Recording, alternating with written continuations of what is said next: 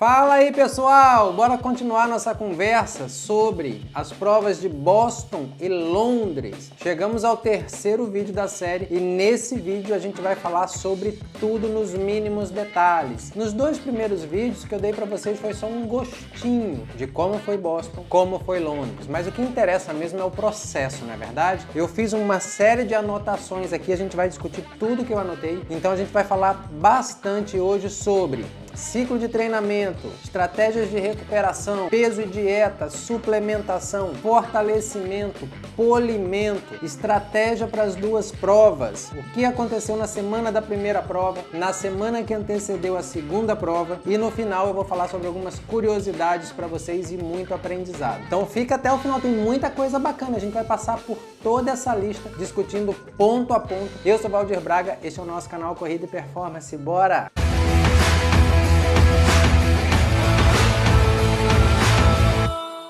Bora lá pessoal, vamos falar sobre essa aventura incrível que foi fazer 2 sub-3 em 6 dias. 2 horas 51 e 10 na Maratona de Boston, 2 horas 58 e 7 na Maratona de Londres. Muito aprendizado, vou entregar tudo agora para vocês como foi o processo. Já deixando bem claro, o que foi feito funcionou para mim, não quer dizer que vai funcionar para você.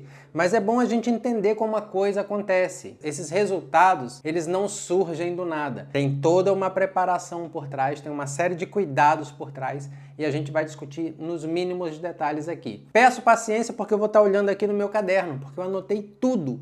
Então, para que eu possa ser o mais fidedigno possível com vocês, para que eu possa entregar todos os detalhes, eu tenho que estar aqui com a minha colinha. Vamos falar sobre o ciclo de treinamento? Esse ciclo de treinamento para fazer essas 2 maratonas começou no dia 2 de outubro. Então foram 28 semanas até Boston, mais uma semana até Londres. Então um total de 29 semanas. E como é que era estruturado esse ciclo de treinamento? Desde o início, eu treinei 5 dias na semana. Independente do volume de treino, da intensidade, 5 dias por semana. Então eu treinava segunda, terça, quarta, quinta, fazia um off na sexta, fazia o longo no sábado e um off no domingo. Então essa era a estrutura base. Inicialmente, nas 14 primeiras semanas, eu fiz uma base treinando só leve, só em Z2. Eu fiquei outubro, novembro, dezembro e um pedacinho de janeiro. Só treinando leve. Não treinei um treino de intensidade, não dei um tiro, não fiz um treino de limiar. Era só treino leve. E treinar leve é chato, é muito chato. Só que é muito interessante, porque quando você aceita esse processo, você vê a mágica acontecer. Então você vai subindo seu volume, você vai vendo a frequência cardíaca baixar, vai ficando cada vez mais fácil correr. E acaba se tornando prazeroso correr leve. Claro que a gente fica naquela insegurança. Será que eu tô piorando? Será que eu não vou conseguir atingir meus objetivos na maratona lá na frente? E aí, o que é importante? É confiar no processo. Então, 14 semanas só treinando leve. E aí nós entramos em janeiro com as intensidades. A partir do dia 25 de dezembro, eu decidi dobrar os treinos algumas vezes na semana. O que é isso, professor? Correr de manhã e à tarde. Para quê? Para que eu pudesse aumentar o meu volume. Então, na segunda, na terça e na quinta, eu fazia um treino pela manhã e fazia mais 8 quilômetros no final do dia. Então eu fazia 8 na segunda, 8 na terça, 8 na quinta, 3 vezes 8, 24. Eu jogava mais 24 quilômetros na minha semana. Não sou um fã de volumes estrambólicos, até porque individualidade biológica minha, meu corpo não aguenta. Para vocês terem uma ideia, a minha semana de pico, que aconteceu em janeiro, foi de 110 quilômetros. Foi o máximo que eu fiz. O ciclo ele era estruturado da seguinte maneira. Independente de eu estar na primeira fase, nas 14 primeiras semanas, ou na segunda fase, nas 14 semanas do ciclo específico, propriamente dito, o treino era organizado da seguinte maneira. 3 semanas de volume e intensidade crescentes, 1 semana de recuperação. 3 semanas de volume e intensidade crescentes, 1 semana de recuperação. E assim foi o ciclo todo. Quando eu entrei na parte específica, como é que ficou estruturada a semana? Segunda-feira era dia de treino de limiar, terça-feira uma rodagem leve, quarta-feira um longuinho, quinta-feira treino de VO2, ou seja, treino de tiro, sexta off, sábado longão. Como é que foram esses longões? Das 28 semanas, os primeiros 20 longões foram todos em ritmo leve. Eu comecei a ritmar os longões a partir da 21ª semana, então foram 8 semanas com longões ritmados.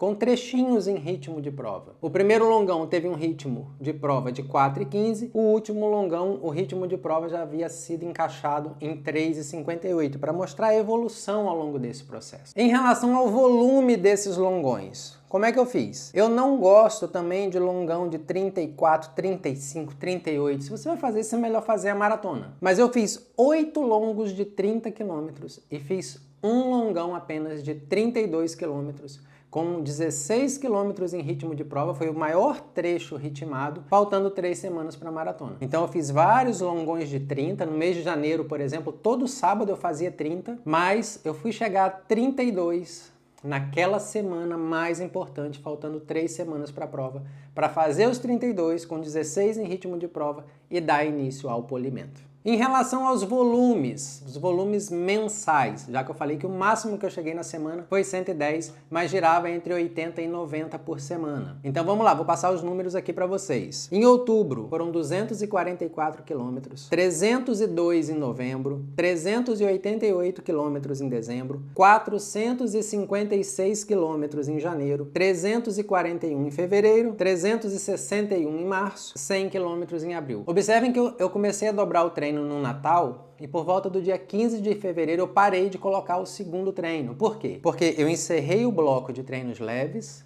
só treino leve, e inseri 2 treinos de intensidade na semana, um na segunda e um na quinta. E aí eu comecei a ficar muito cansado para fazer a segunda rodagem do dia. Não ia dar certo conciliar aumento da intensidade e manter o volume alto. Então eu tirei um pouco o volume para poder agora, nessa fase específica, focar na intensidade. E para a gente fechar esse primeiro tópico, que é sobre o treinamento, uma coisa muito importante. Como que eram dimensionados os meus treinos de tiro? Então eu fazia 10 tiros de 400, 8 tiros de 800 metros e 6 tiros de 1000, não mais que isso. Eu vejo ciclos onde são feitos 20 tiros de 400, faz 12 tiros de 800, faz 15 tiros de 1000. Não, eu vejo muita gente fazendo. Isso não funciona para mim e me ajudou muito a manter esses tiros baixos numa intensidade interessante. Por exemplo, esses tiros de 1000, 6 tiros de 1000, eram 2 minutos de intervalo, dava tempo de sobra para eu me recuperar. E os tiros saíam ali para 3:20, 3:30. Então, tiros de 1000, no máximo 6 tiros de 1000. Para mim, não funciona fazer 8 de 1000, 10 de 1000, 15 de 1000. Isso me destrói.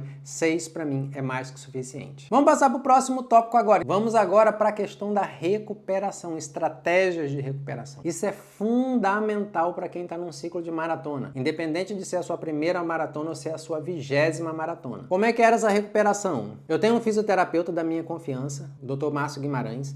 É ele que me acompanhou durante todo o ciclo e nós iniciamos com uma sessão de fisioterapia e recovery por semana durante aquelas 14 primeiras semanas leves do ciclo. Quando o bicho começou a pegar, nas próximas 14 semanas da parte específica, com 2 treinos de intensidade na semana e mais para o final também um longão ritmado, nós aumentamos para 2 sessões de fisioterapia na semana. Então fazíamos um recovery na terça e um recovery na sexta. Isso para mim funciona super bem porque a gente consegue tirar toda a tensão da musculatura e me deixar pronto, por exemplo, para o longuinho e o treino de tiro de quarta e quinta. Na sexta, tira essa tensão e me deixava pronto para o longão do sábado, para poder iniciar bem a semana seguinte também. Então, essas 2 sessões foram cruciais, mas eu não ficava restrito só às visitas ao fisioterapeuta. O que é feito em casa no dia a dia também é muito importante. Você tem que estabelecer uma rotina. Eu costumo dizer que a maratona não é só o momento que você está correndo, mas sim o que você faz nas outras 23 horas que você não está correndo. Já já a gente vai falar sobre alimentação e suplementação, fiquem aí. Mas, com relação à recuperação e a manter o corpo bem, qual era a minha rotina? Todo santo dia, antes de sair para treinar, uma rotina de mobilidade e de ativação muscular com aquelas mini bands. Isso era obrigação de fazer todo dia antes de cada treino. Chegou do treino, alongar. Alongamento, alongamento, alongamento. Só não fazia alongamento após os longões. Por que não após os longões, professor? Longão castiga demais, causa microlesão, então alongar não é interessante. Mais técnicas de recuperação. Após os longões, imersão em banheira de água com gelo para acelerar a recuperação. Isso acontecia sempre após os longões. Antes de dormir, alguns dias na semana, quando eu sentia as pernas muito pesadas, em especial os pés, fazia imersão em água quente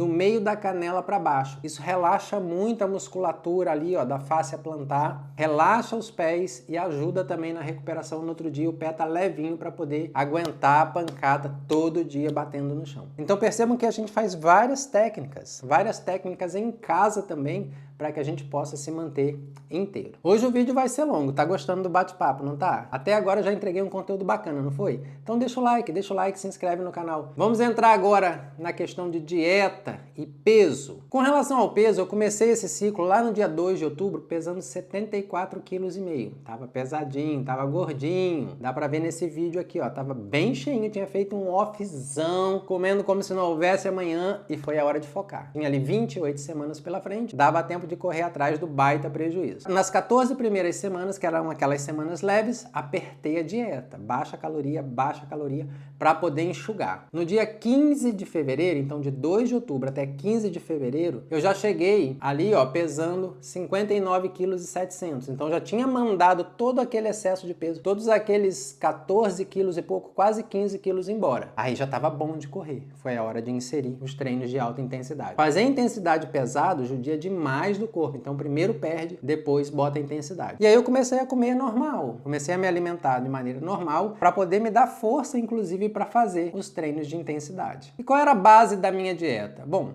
a dieta basicamente consistia de frango com arroz integral 2 vezes por dia, comia muita banana, pasta de amendoim, whey e aveia ou granola sem açúcar. Toda sexta-feira, se eu cumprisse os treinos da semana, isso era um acordo que eu tinha comigo mesmo, tinha açaí, e esse açaí, combinado com a macarronada bolonhesa do jantar da sexta-feira, não só tinha um efeito psicológico importante, um efeito metabólico importante na dieta, como me carbava para fazer o longão de sábado. Então funcionou muito bem. Dieta de segunda a quinta, sexta-feira, açaí à tarde, macarrão à bolonhesa à noite e acarbado para poder render bem nos longões. Bora entrar no quesito suplementação. A suplementação ela esteve presente ao longo de todo o ciclo. Eu vou passar para vocês aqui tudo que eu estava tomando ao longo dessas 28, 29 semanas. Agora eu vou ter que ler para vocês para não deixar nada de fora. Vamos lá. Suplementação consistia de vitamina D, 7.000 UIs, todo dia um comprimido de vitamina D. Um complexo vitamínico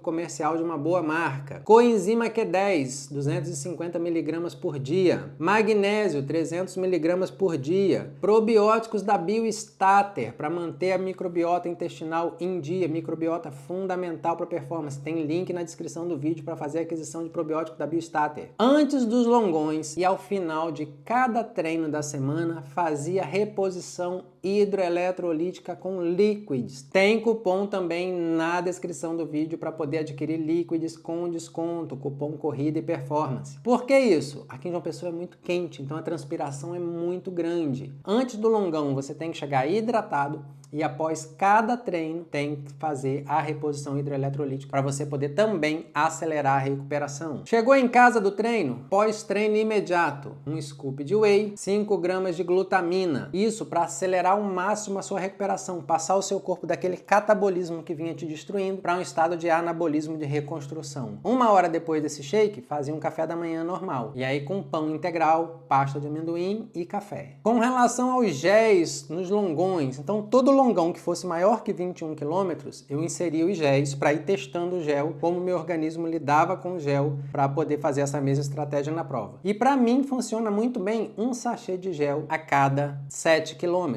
E quem me forneceu os géis foi a parceria que a gente tem com a Runner Shop. A Runner Shop é uma loja fantástica de suplementos e eles mandam para mim todos os meses uma caixinha com gel para poder fornecer combustível para os meus treinos, em especial para os meus longões. Então nós testamos gel da Z2, da Dobro, da Exceed, todos géis bem interessantes. Confesso que os da Dobro eu não me dei muito bem com eles, mas isso é uma coisa muito pessoal. Agora os da Z2 funcionaram muito bem e os da Exceed também. Quer fazer a aquisição dos teus géis lá com a Runner Shop? Tem link também na descrição do vídeo e tem cupom de desconto. Tem uma caixinha que eu montei só do canal lá na Runner Shop para poder também alimentar os seus longões. Fortalecimento. Como foi o fortalecimento ao longo dessas 28 semanas? Geralmente eu fazia o fortalecimento 2 vezes por semana. Fazia o fortalecimento no domingo. Por que no domingo? Porque é o meu dia mais tranquilo. Ao longo da semana eu trabalho muito. Tem dia que eu trabalho até 8, 9 da noite. Então não tinha tempo nem disposição para ir na academia. Mas na quinta-feira eu empurrava pegava um horáriozinho ou fazia um fortalecimento em casa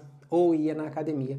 Então, todo domingo e quinta tinha sessão de fortalecimento e eu parei o fortalecimento 10 dias antes de Boston. Como é que era esse fortalecimento? Amigo, só core e da cintura para baixo, nada de braço. Braço grande é peso para você carregar, então tem que ficar fininho em cima, tem que ficar forte embaixo, especialmente porque Boston tinha muita ladeira, muito sobe e desce, então não dava para brincar com um fortalecimento. E aí nós entramos então no quesito polimento. Como que foi o polimento? O polimento foi um polimento de 3 semanas. Eu fiz o meu último longão de 32 semanas ritmado, como eu falei para vocês, com 16 km em ritmo de prova, saiu ali para 4,3, 4,4 de pace. Entrei no polimento. No polimento, o volume do longão caiu de 32 para 21, de 21 para 15. Parei o fortalecimento 10 dias antes da prova, como eu falei para vocês, e obviamente que as intensidades foram mantidas e o volume foi reduzido então a 75% na primeira semana, 50% na segunda semana e a 25% na semana de prova, como eu sempre explico para vocês. Percebam que tudo que eu falo para vocês aqui, ao longo desses quase 500 vídeos no canal, eu aplico nos meus treinamentos. Seria muito hipócrita se eu não fizesse isso, eu fizesse um treino diferente do que eu falo. E aí chegamos num ponto que era a estratégia da prova. Desde o início, desde lá de outubro, eu debatia muito qual que seria a melhor estratégia de prova. Dar um cacete em Boston, ver o que sobrava para Londres, ser conservador em Boston, que tem uma altimetria muito desafiadora, para ir bem em Londres, tentar ir mediano nas duas, tentar um cacete nas duas, qual que era a melhor estratégia. E ao longo do tempo, como meu fitness foi encaixando, vocês vão ver aí como que eu cheguei no Fitness and Freshness do Strava para Boston. Tudo indicava que era para performar em Boston. Eu não contava com o clima e isso obviamente que fugiu do meu controle, não tinha como controlar. Mas tudo indicava que eu ia conseguir fazer 2,49 em Boston. Eu errei por 2 minutos. Mas o meu fitness chegou lá em cima. A minha forma estava em 50 para a prova, estava em pico, estava pronto para correr bem em Boston. Então eu não ia sacrificar aquilo, porque mesmo que eu fizesse uma Boston mais tranquila, eu ia levar a fadiga de uma maratona toda para Londres, eu podia comprometer as duas provas. Então a estratégia foi ir bem em Boston e, muito honestamente, ver o que sobraria para Londres. Eu cheguei na linha de largada de Londres sem saber a prova que eu ia fazer. O primeiro quilômetro foi 4,22 e depois foi encaixando. Eu contei tudo isso para vocês no vídeo 2, que vai estar no final desse vídeo. Quem não assistiu, volta lá e vê a explicação de como foi a maratona de Londres. Na semana da prova de Boston, então fiz ali um carb loading bem interessante, que começou na quinta-feira e não na quarta, porque Boston é na segunda. Então foi quinta, sexta, sábado, principalmente sábado e domingo de carb loading e hidratação, alternando isotônico com liquids e água, isotônico e água, isotônico e água. Isso fazendo aquele controle pela cor da urina para não estar super hidratado. Em algum momento eu fiquei super hidratado, a urina ficou muito transparente, eu dei uma segurada, ela voltou para a cor normal. E o fato de ter chegado bem hidratado em Boston fez muita diferença no resultado da minha prova, num dia que a prova esquentou. Bom, concluída Boston, com 2 horas 51 e 10, a história eu contei no vídeo 1, que também está linkado aqui embaixo, era uma corrida contra o tempo. É a hora do desespero de tentar recuperar para 6 dias depois fazer Londres. E aí eu comprei uma pistolinha bem interessante, portátil, né, que ela, né, é aquela pistola de recuperação, e ela tem um outro aspecto aqui, ó, que ela esquenta também. Tá vendo que ficou laranjinha? Então, o vermelho é porque ela está esquentando.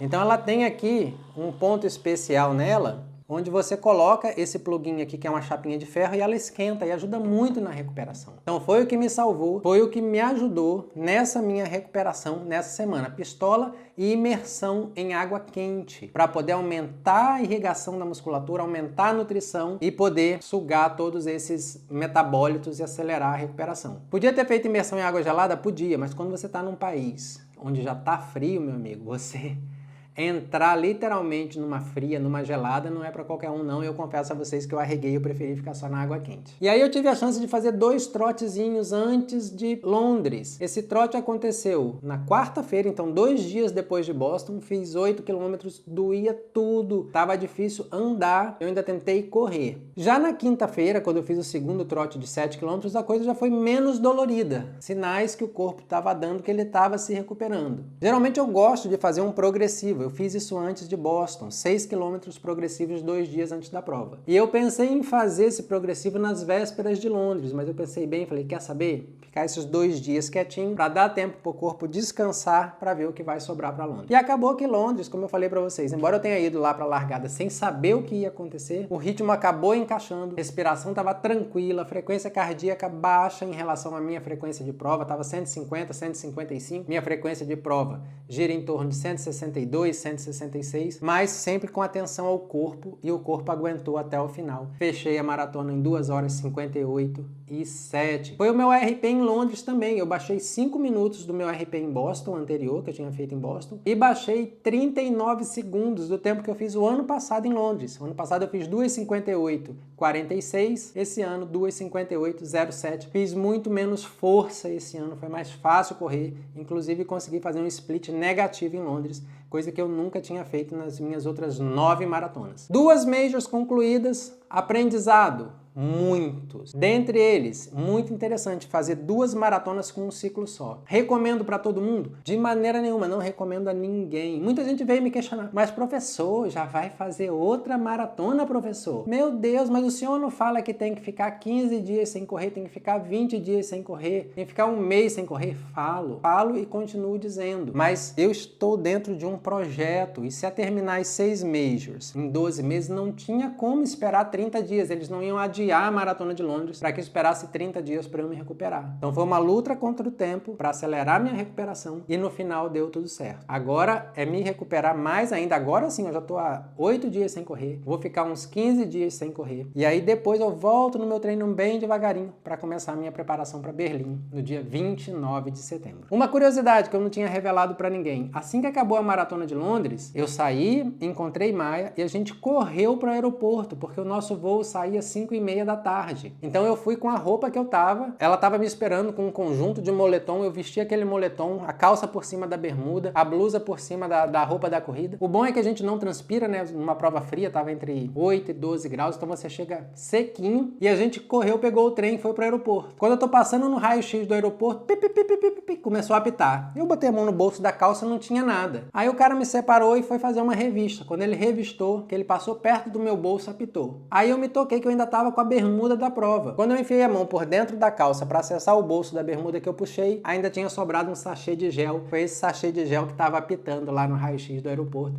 E aí eu coloquei numa bandeja e o cara me deixou passar. Mas foi sufoco terminar a prova, pegar um trem, pegar um avião, e a gente teve finalmente nossos diazinhos de férias quando a gente voou para Paris. Ficou 3 dias em Paris. Foi uma aventura muito bacana, muita história para contar, muito aprendizado, principalmente para compartilhar aqui com vocês. Pessoal, só para reforçar, essa foi a minha experiência, não quero ninguém replicando isso por aí. O que deu certo para mim pode ser que não dê certo para você. Cada um tem que construir a sua história. Esse é o bonito da corrida. Gostaram? Ficaram até o final? Que vídeo longo, hein? Mas se ficou, deixa o like no vídeo, se inscreve no canal e comenta para mim. Só fala simplesmente assim: professor, eu fiquei até o final. Para eu saber que realmente vocês ficaram, quero ver quem é que tá realmente assíduo ao canal, fiel ao canal. Galera, espero que tenham gostado, fiquem com Deus. Aguardo vocês com todo o carinho do mundo aqui, ó, no nosso canal Corrida e Performance. Um abraço.